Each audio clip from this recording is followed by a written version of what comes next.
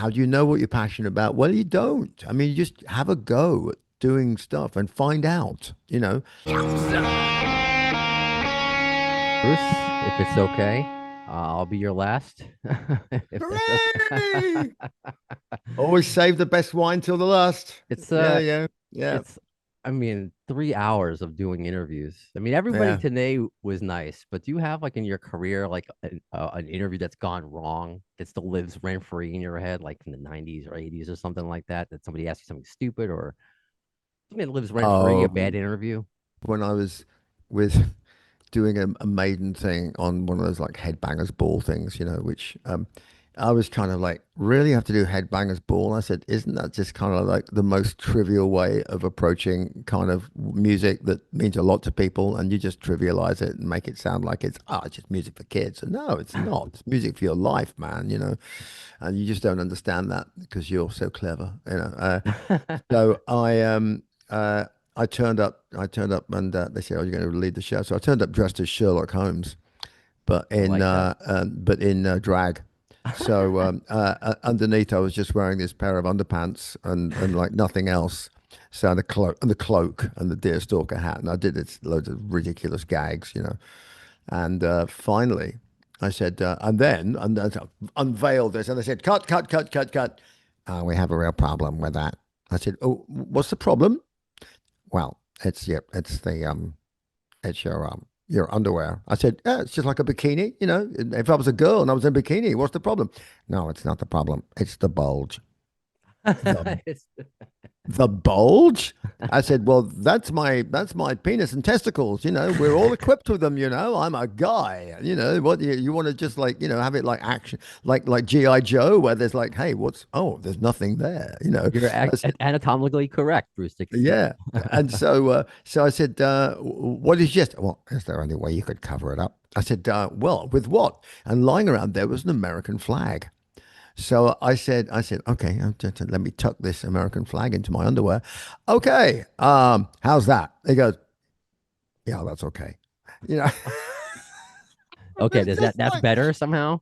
I was like, yeah, yeah, yeah. We have no sense of irony whatsoever. You know, All I right. mean, Well, none of that during today's interviews, and don't worry, I don't have I don't have other guests coming here. You did meet before we started recording in this whole 3 hour session briefly my 2.5 year old son Harrison that was yes, that was here, and that's this all kind of bleeds into what we're going to hear talking about balls, more balls, and I want to talk about my son who's one of his favorite words is balls. yeah, But your son wrote something, or I guess it was an inspiration for one of the like my favorite tracks on yeah, the original. yeah, yeah. So can you Laughing in, talk about that, please, and how that came about? yeah. So laughing in the hiding bush. So my Austin, my son, who is let me see, 90, yeah, he'd have been like 4 years old, right?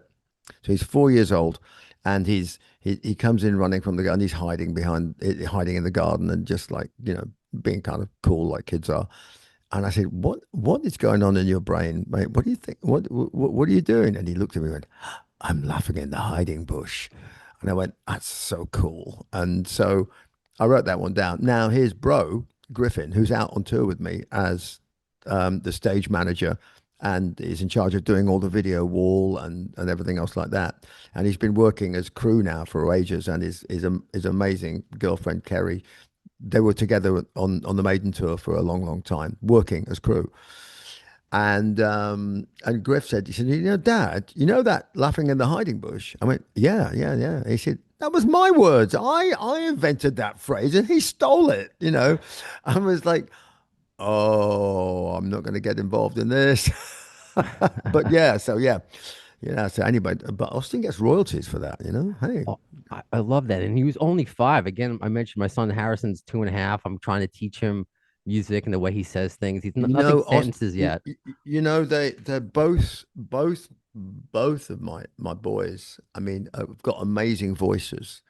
They're both great singers, and they were. Did they Uh, emulate that, or is it just given, through your seed? no, they got their own thing going. I mean, Austin was in a band. They did 2 albums, I think, and their band was called Rise to Remain.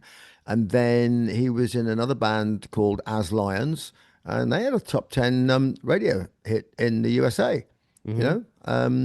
And he's doing film music now and stuff like that, and composing things. I mean, he's actually written some stuff for me for the next solo album.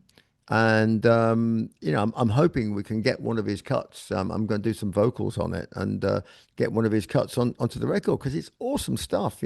Griff the same. Griff was playing bass and doing some other bits and bobs. Austin's actually a pretty good drummer as well and plays guitar really good and stuff. And Griff was involved in playing bass. And then one day just said, "Hey, Dad, by the way, I'm just going on tour in a band." I went, "What? Hey, since when?" I mean, playing bass. He went, "No, singing." "What? Hey, huh?" And lo and behold, I went to see him and at a gig, and I'm just like, oh my God, it's a chip off the old block. I mean, he was just front man, mate, straight away. Like, wow. Yeah, okay.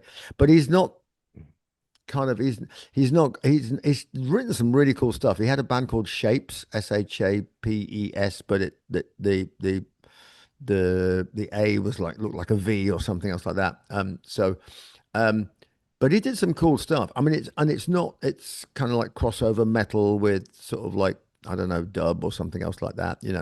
I mean, it's what kids who are a lot younger than me do. Um, so yeah, it was really cool. But he's just been working his ass off as crew, and he's really, really good. I mean, really spot on with it. And that's cool, and I'm not trying to rush my son to growing up too fast, but I talk to people like you, and just like two different points in your life where your son was 5, a little boy making that record, and then now, they're doing their own thing. So I to think kind I think Mhm, I think if you I never pushed any of my kids into mhm. doing anything, but what you do is you kind of you leave you leave things lying around. I like that. So I just leave things lying around, and I mean, obviously I was working as an airline pilot, so I took them flying. Hmm. I took them flying, and they had absolutely no interest in it. I mean, not to the extent where they were just bitten by the bug, going, "Oh my God, I have to do this," right? Right. And if that doesn't grab you, um, then don't do it. You should do the things you're passionate about. Um, how do you know what you're passionate about? Well, you don't. I mean, you just have a go at doing stuff and find out. If something moves you, have a go.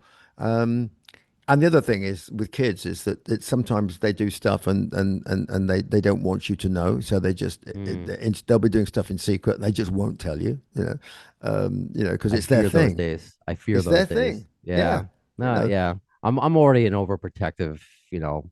I know I'm just I'm gonna be one of those. I mean, I gotta calm down. My wife is a little bit more. She's like, boys will be boys. Let them jump off things. I'm like, no, put a mattress down. Be careful. Oh yeah. Well, no. I mean, I had all of that. I mean, one of my boys was like the king of the emergency room. Oh, I mean, and oh God. I mean, and that was like, I mean, Jackass has a lot to answer for. okay, fair enough. Fair enough. To revert things back, okay, because of course we're going to talk about the solo tour and talking about more balls to the wall, Mandrake project, and we're talking about yesterday and today. Let me ask you, because I mean, I've been in radio. I know we was talking to Meltdown on from Detroit, who's been in radio for 35 years, 24 for me. I still Mhm. get nervous. I still get anxious. Even like you've been so kind, even though I'm getting my time with you now, you've been so kind to me for like 3 hours and I still get nervous. What about you? Does any of that still happen to you? You're going out on this tour, you're playing. I hear things that you're playing a Maiden song that you haven't played before. Is there any sort of Mhm. anxiety that happens, or do you live for this? I live for it, and I'm anxious about it as well. Because until you walk out on that stage and you go, okay, we haven't played the USA for a while. What people are going to do? Are they going to stand around confused? Are they going to sort of like, be looking at their watch? What are they going to be doing? I mean, I just don't know. what can people expect? Because I'm fortunate enough with this the podcast that I do. I'm on Q1043.com, the classic rock station in New York City, their website, and listeners all over the planet. So, in all the markets you're going to in North America, what can people expect from this? I've had Tanya, your bass player. She's been a podcast guest before. What can people expect from her, from the show, and what cities are you looking forward to most? Oh my God. Well, the every city is like an undiscovered country. I mean, I've been there with Maiden, a lot of these cities, but when was the last time we played in New Orleans? I mean, I think Mm, Maiden played in New Orleans like once, you know.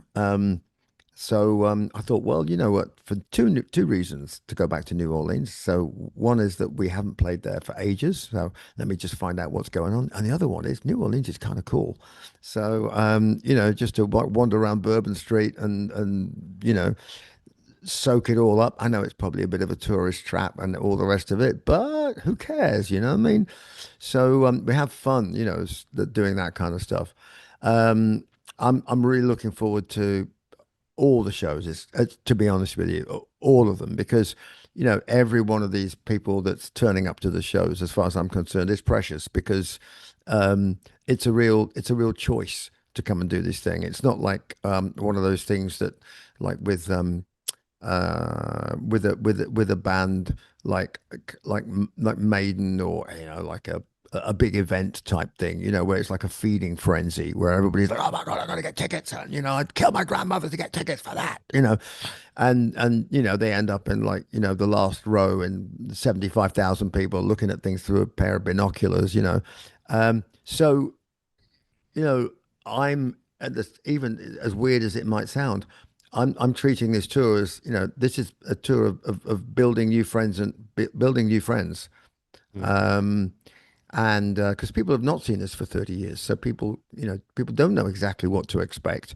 It's hard to describe what to expect when you're describing music. Music is what it sounds like when it hits you in the face. Boom. Oh yeah, okay. If you said, "Are you going to go see AC/DC?" You know what to expect, but try describing it. Oh, it's like three guys standing around and one guy dressed as a schoolboy playing guitar. Oh, really? Is that it? No, it's AC/DC, dude. Oh, I get it. Because they have their iconic sound. Well, me, you get mm, the voice, but with the solo stuff, it's really a broad spectrum of emotions during the show, from sadness to triumph to heaviness to jumping up and down to just gonzo stuff to like, wow, look at those guys play. Um, yeah, it's just everything, trying every song to do something interesting to move along the story, and never, ever, ever have that moment when, hey, this is the toilet break. yeah. How do you feel about the? Because it's been a while. I know you toured last year with the Mandrake Bra. I think that's the last time we spoke, but before then, forever. And obviously, the world has changed. I know you've toured the world with Iron Maiden, but how do you feel about these things? Self Oh talk. yeah, that's that sort of thing. I mean, look, the in so many ways, I wish the camera on those things had never been invented, Hmm. but it has been invented. Um, it's now a kind of uh infestation is the way I would describe it. It's like some terrible disease that people feel the need to look at the world through, um, you know, their stupid little device. And so it's like a failing of humanity, basically. You're surrendering your senses completely to this little fascist in your hand. And put it down, put it in your pocket, and look around you. Look at the people, look at the joy, look at the band, feel the emotion, feel the music. What a phone does, it cuts all of that off. Hmm. You know, You're you right. have And it's and so I feel sad. I also feel pissed off because as a performer, It's like I want to perform for an audience of people that have some emotional feedback, not a bunch of like Android twerps. Yeah, and I'm not going to be a liar and say like I've been guilty of that too. But the last few shows I've been to, I've been better. I'm like, all right, because social media and stuff. I'm like, all right, I got my thing, put it in the phone. Rest of the time, like I wasn't like I was, let's just say 10 years ago, or when they were new, I because I think feel people, guilty. I'm like, what am I doing? I'm ruining this moment here. I'm like, what am I doing? yeah, But so I'm I with think you. I think some people are getting people who are real music fans, I think, understand, and I think they're getting better about it. They understand what's going on. I went to see the Ghost show, and it was a no phone show, so all the phones were in baggies. Oh my God, the difference was astonishing. The atmosphere was it's wow. I mean, really, really noticeable. Even the way people behaved with each other, interacted with each other, not looking at the band, just being civil to each other, talking to each other, was different. Mm. I know where we're gonna wrap, but just one last thing, and just quick answer, just to tie everything together, because you're playing in Brooklyn, stone's throw away from where I am in Queens. I can't wait to start taking my son to concerts. He has headphones. When was the first concert? When is it appropriate? Is it appropriate for, a toddler to see a Bruce Dickinson show? Or, Yeah, what was the no, the, the age limit I, for your kids? no, absolutely. I mean, my kids were traveling with me on the road when up until the time when they, went to school, and then they went to see shows, and I mean, I took them to see Dio, which was a life-changing moment for them. They were like, "Oh my God, he's awesome!" I told you, Mm.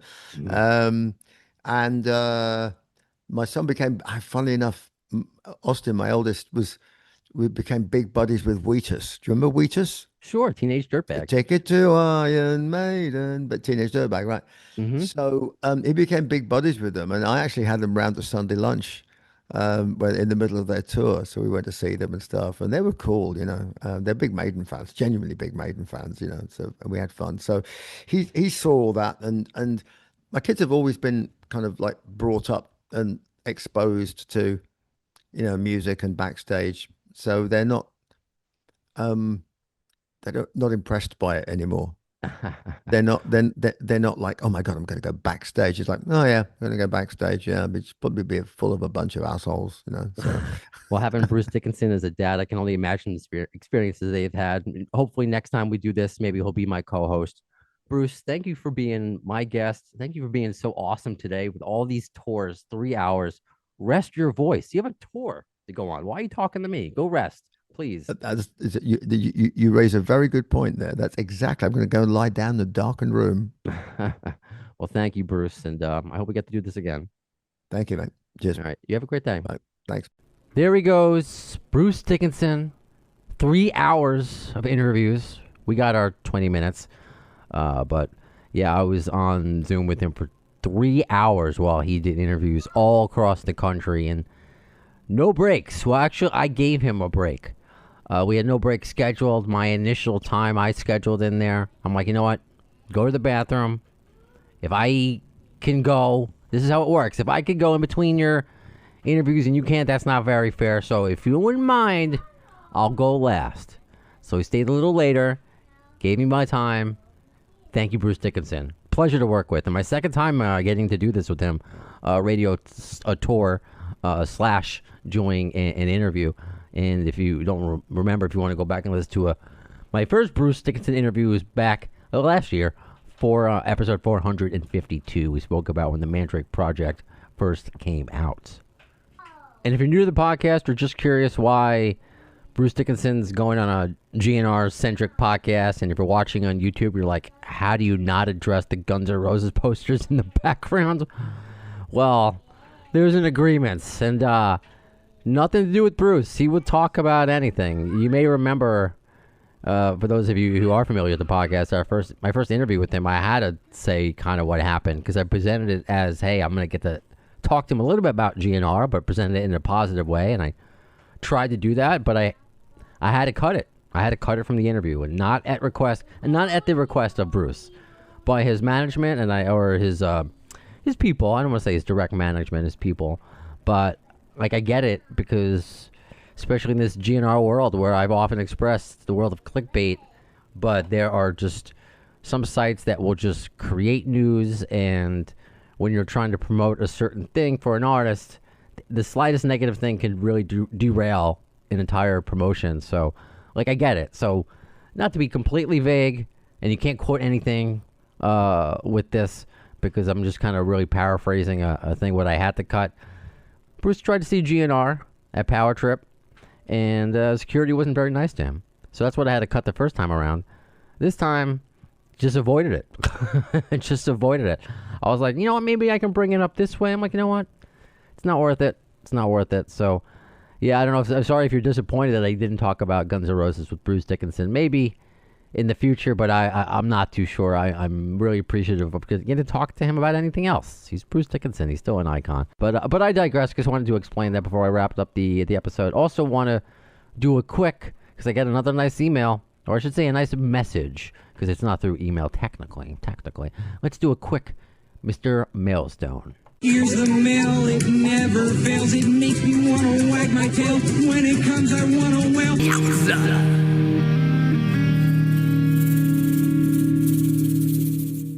Mr. Mailstone, so yeah, you can send me an email at theafdshow@gmail.com, or anywhere else you send me a message like this one.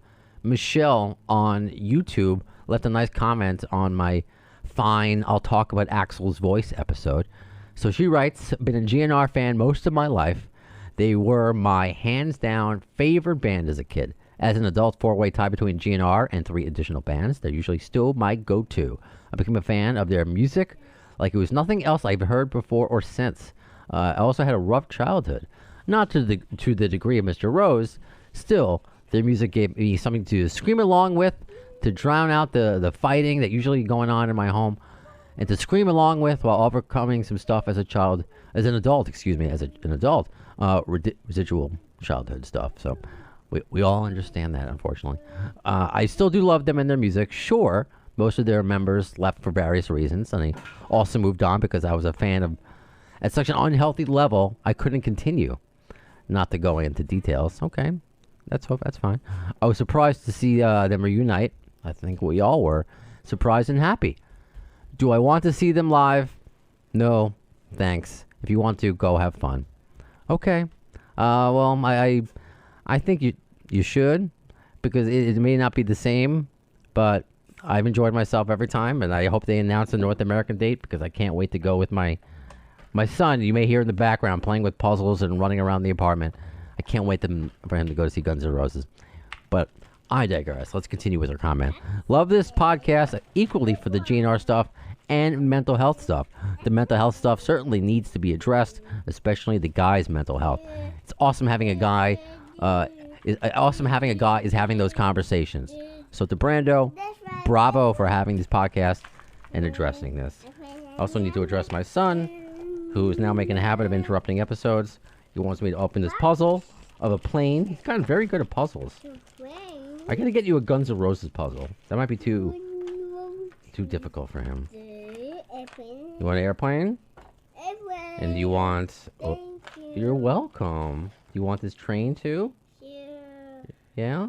You're welcome. I'm gonna leave this in because this is just part of the podcast. So, and I'll just end with Michelle's comment.